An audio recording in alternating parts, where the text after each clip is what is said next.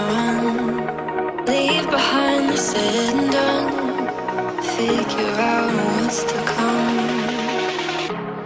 Reasons, all the bigger things I can't ignore. I'm not getting what I came here for. Gotta get ahead of something more. So I think I found a new way out, way beyond a shadow of doubt. 'Cause I can't breathe, and I guess I could be stronger now and leave it up to fate somehow. But I'm doing this for me.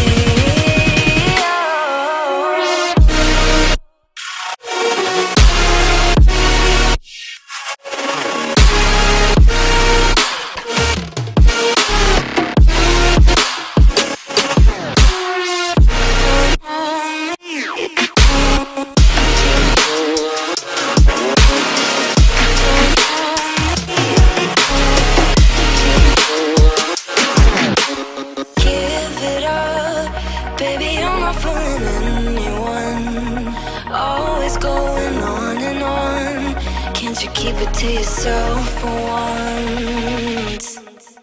Oh, I think I found a new way out, way beyond your shadow of doubt. And I can't breathe.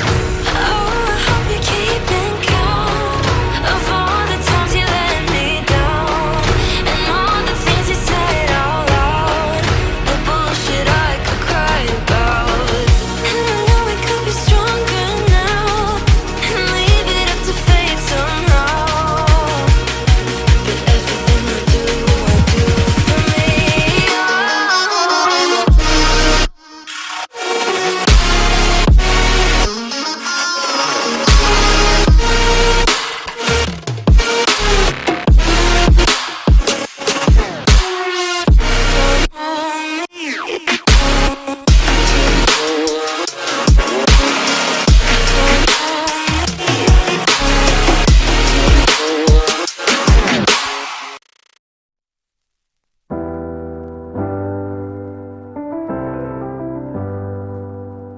I get lost sometimes and I can't seem to find a light between the walls I built for myself right in my mind.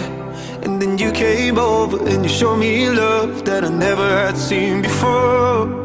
And now when I got you, it's all gonna be alright. Thinking about all the things we did tonight, what a time to be alive.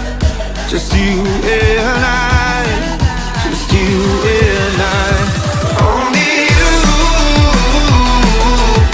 can put my fire out. You can turn it all around. You can lift me off the ground so we can fly again.